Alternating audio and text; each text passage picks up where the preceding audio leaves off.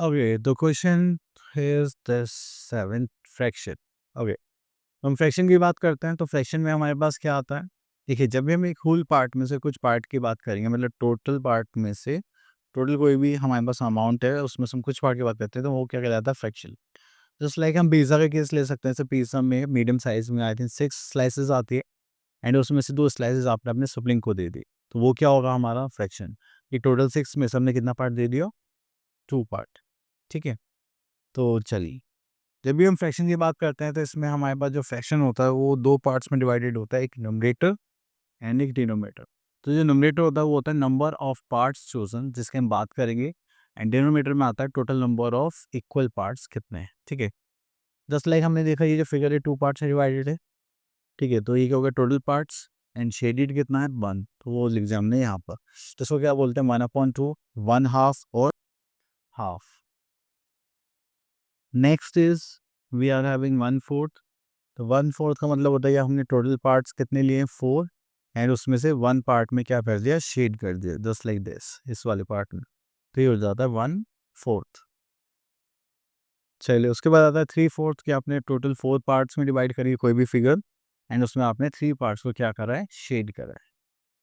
चलिए, तो हम यहाँ पे स्टार्ट करते हैं। Write the fraction of shaded parts. तो सबसे पहले हम यहाँ पर इसको डिवाइड करेंगे बार से। तो 3 पार्ट्स कितने? 1 2 3, तो ये आ जाएगा हमारा न्यूमरेटर में। टोटल पार्ट्स कितने? 4, तो आ जाएगा डिनोमिनेटर। क्लियर? चलिए आगे देखते हैं।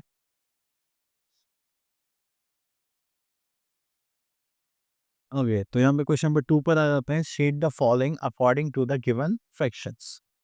तो हमने यहाँ पर देखा कि हमारे पास, चलिए थर्ड पार्ट सॉल्व करना।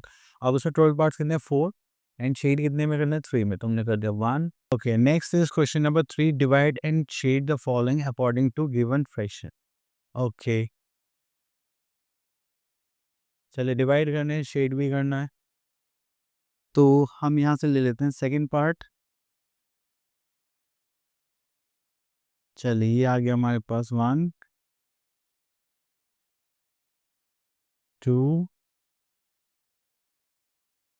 3 एंड 4।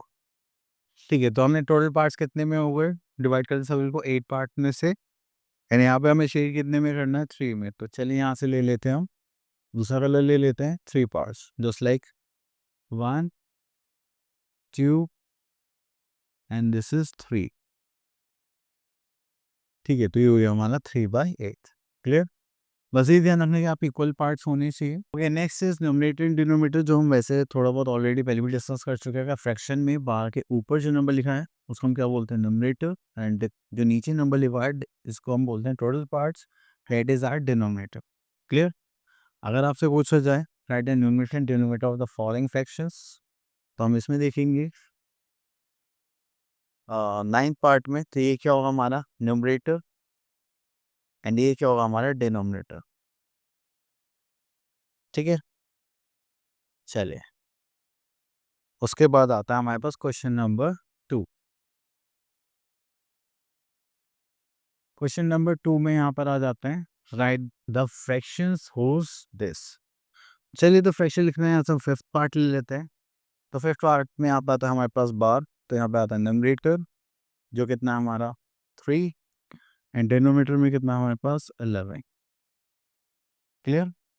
चलिए, तो ये हो गया हमारे पास फ्रैक्शन 3/11। नेक्स्ट टॉपिक की तरफ आते हैं, जो कि हमारे क्या है? Like and unlike fractions. तो जब भी हम देखेंगे हमारे पास लाइक फ्रैक्शन की बात होगी, तो हमारे पास जो डिनोमिनेटर्स है वो सब क्या होंगे? हमारे इक्वल होंगे, जस्ट लाइक दिस। ठीक है, तो इसको हम बोल सकते हैं 4/7, 3/7, 2/7 एंड 5/7। जो सब डिनोमिनेटर सेम है, तो these are like fractions. Clear?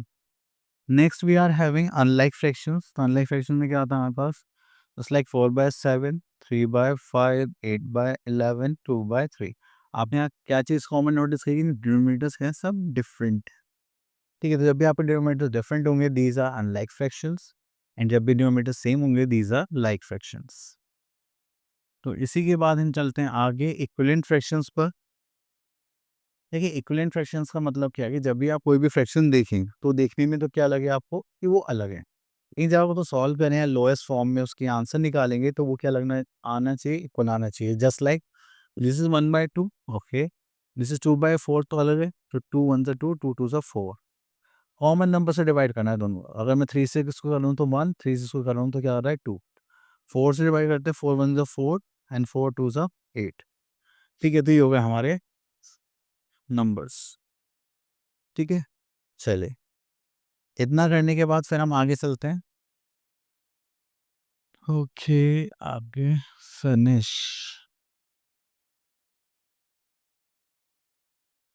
ये इनकम्प्लीट है यहाँ पे, ठीक है, तो ये वाला चैप्टर इनकम्प्लीट है तो थोड़ा देख लेना। ओके, तो